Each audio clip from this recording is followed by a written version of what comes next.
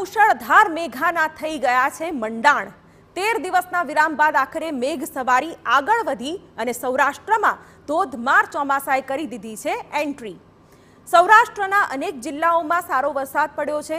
દક્ષિણ ગુજરાતમાં પણ થઈ છે શ્રીકાર મેઘમહેર। આગામી દિવસોમાં ભારેથી અતિભારે વરસાદની આગાહી કરવામાં આવી છે। ત્યારે જુઓ કેવી રીતે આગળ વધી રહ્યું છે ચોમાસું।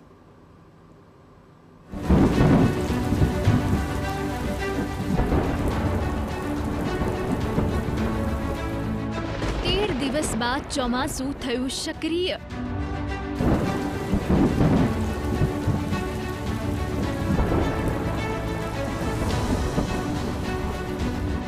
હવે આગળ વધી મેઘ સવારી।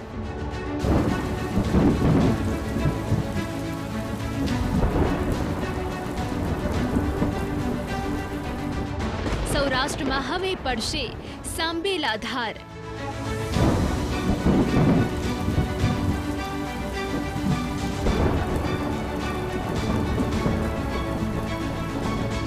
દક્ષિણમાં અતિ ભારે વરસાદની આગાહી।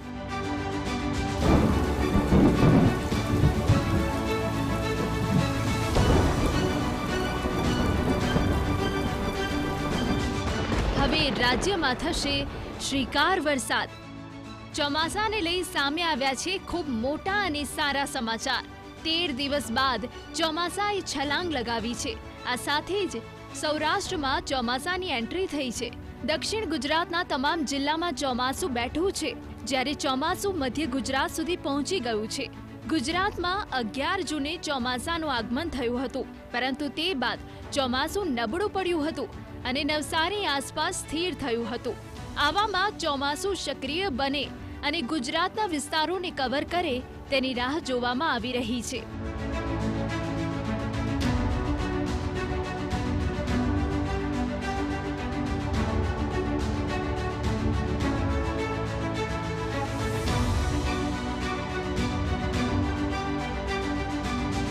ચોમાસું 11 જૂનથી નવસારીમાં અટકી ગયું હતું, જ્યારે અનુકૂળ સ્થિતિ સર્જાતા ચોમાસું આગળ વધ્યું છે।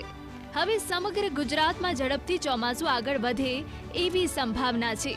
બીજી બાજુ હવામાન વિભાગ દ્વારા પણ રાજ્યના વિવિધ જિલ્લાઓમાં યલો અને ઓરેન્જ એલર્ટ આપવામાં આવ્યું છે। સાથે જ અમુક જિલ્લાઓમાં ભારેથી અતિભારે વરસાદની સંભાવના પણ વ્યક્ત કરવામાં આવી છે। 24 જૂનના રોજ વરસાદની આગાહીની વાત કરીએ તો ભાવનગર, ભરૂચ, સુરતમાં છૂટાછવાયા સ્થળોએ ભારેથી અતિભારે વરસાદની આગાહી સાથે ઓરેન્જ એલર્ટ આપવામાં આવ્યું છે, જ્યારે બોટાદ, અમરેલી, છોટાઉદેપુર, નર્મદા, નવસારી, વલસાડ, દમણ, દાદરા નગર હવેલીમાં છૂટાછવાયા સ્થળોએ ભારે વરસાદની આગાહી સાથે યલો એલર્ટ આપવામાં આવ્યું છે। ગુજરાતમાં આ વર્ષે ગરમીએ ભૂક્કા કાઢી નાખ્યા હતા, ત્યારે હવે અનેક જિલ્લાઓમાં વરસાદ વરસતા લોકોએ રાહત અનુભવી છે। છેલ્લા 3-4 દિવસથી દક્ષિણ ગુજરાતમાં મેઘરાજા મહેરબાન થયા છે।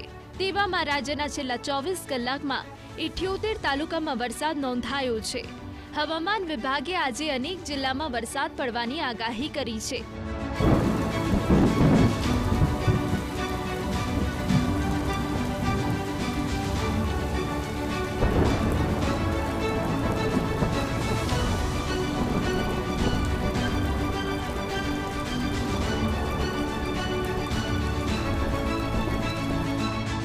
હવે ચોમાસું બરોબર જામ્યું હોય તેમ રાજ્યના 78 તાલુકામાં વરસાદ નોંધાયો છે, જેમાં તાપીના કુકરમુંડામાં સૌથી વધુ 3 ઇંચ વરસાદ ખાબક્યો છે।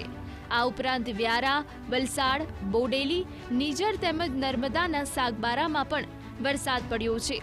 ગુજરાતમાં 10 જૂનના રોજ ચોમાસાની એન્ટ્રી થઈ ગઈ હતી, જે ચોમાસાની અધિકારિક તારીખ 15 જૂન કરતાં 5 દિવસ વહેલી હતી, પરંતુ શરૂઆત બાદ ચોમાસું નબળું પડી ગયું અને તેની પ્રગતિ અટકી ગઈ હતી। હવે ચોમાસું ફરીથી આગળ વધી ગયું છે, ત્યારે માનવામાં આવી રહ્યું છે કે આગામી 3 કે 4 દિવસમાં ચોમાસું રાજ્યના વધારે વિસ્તારને આવરી લે તેવી સંભાવના છે। ગુજરાતમાં આજથી જૂન મહિનાના અંત સુધીમાં સારો વરસાદ થવાની શક્યતા છે, જેમાં રાજ્યના મોટાભાગના વિસ્તારોમાં વાવણી લાયક વરસાદ થાય તેવી સંભાવના છે। અમદાવાદ અને કપડવંજની વચ્ચેના જે ગામડાઓ છે એમાં પણ સામાન્યથી મધ્યમ વરસાદોની શક્યતાઓ રહેલી છે. બરોડા આસપાસ પણ વરસાદની શક્યતાઓ રહેલી છે અને એ સાથોસાથ લુણાવાડા અને ગોધરા આસપાસના તમામ વિસ્તારોની અંદર વાવણી લાયક વરસાદ પણ થઈ શકે છે. તો અમુક જગ્યાએ હળવા વરસાદ થઈ શકે છે.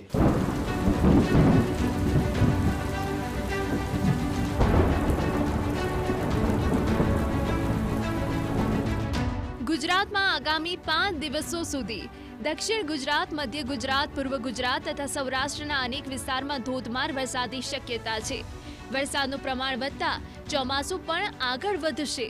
હાલની સ્થિતિ પ્રમાણે ભારત પર હવામાનની વિવિધ સિસ્ટમો સર્જાતા ચોમાસું ફરી મજબૂત બન્યું છે અને ફરી આગળ વધવાનું શરૂ થયું છે.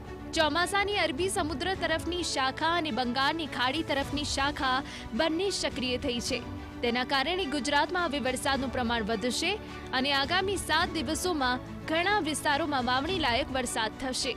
હાલની સ્થિતિ પ્રમાણે આ મહિનાના અંત સુધીમાં અને આગામી મહિનાની શરૂઆતમાં ચોમાસું રાજ્યના તમામ વિસ્તારોમાં પહોંચી જાય તેવી શક્યતા છે. આ સાથે જ રાજ્યના ઘણા વિસ્તારોમાં ભારે વરસાદ પણ પડવાની શક્યતા છે. બોટાદ, ભાવનગર, અમરેલી, ગીર સોમનાથ, જુનાગઢના અમુક પાર્ટ, જુનાગઢ સમગ્ર નહીં, જુનાગઢના અમુક પાર્ટ અને રાજકોટ જિલ્લાના પણ ગોંડલ આસપાસના અમુક પાર્ટ એવા હશે કે જ્યાં આવતીકાલે વરસાદની શક્યતાઓ રહેલી છે. જોકે એ સિવાય પણ ગુજરાત સૌરાષ્ટ્રના બીજા વિસ્તારો છે જેમાં કદાચ પોરબંદરના વિસ્તારો હોય કે મોરબી, સુરેન્દ્રનગરના વિસ્તારો હોય એમાં પણ વરસાદ થશે, પણ એમાં છૂટાછવાયા અથવા તો તીવ્રતા ઓછી રહેશે. પણ વધુ તીવ્રતા સાથે જે સૌરાષ્ટ્રમાં શક્યતા છે એ બોટાદ, ભાવનગર, અમરેલી, ગીર સોમનાથ અને જુનાગઢ અડધો રાજકોટ જિલ્લો, આમાં શક્યતાઓ રહેલી છે. વડોદરાના વાઘોડિયા વિસ્તારના વાતાવરણમાં પલટો આવ્યો અને ધોધમાર વરસાદ ખાબક્યો. ગાજવીજ અને પવન સાથે મેઘરાજાની પધરામણી થઈ. ડેપો રોડ પર આવેલા મેલડી માતાના મંદિરમાં પાણી ઘૂસ્યા. 1 કલાક સુધી ધોધમાર વરસાદ થતા પાણી થયું. પહેલા વરસાદમાં જ રોડ પર પાણી વહેતા થયા.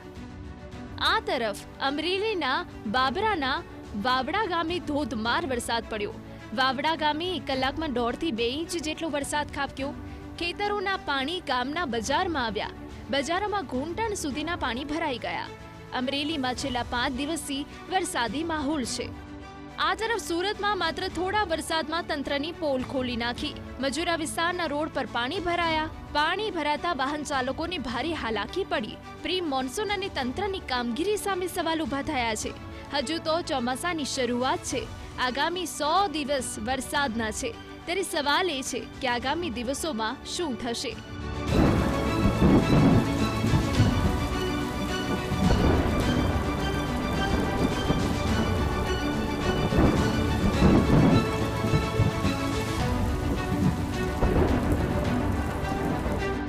Bureau report, TV9.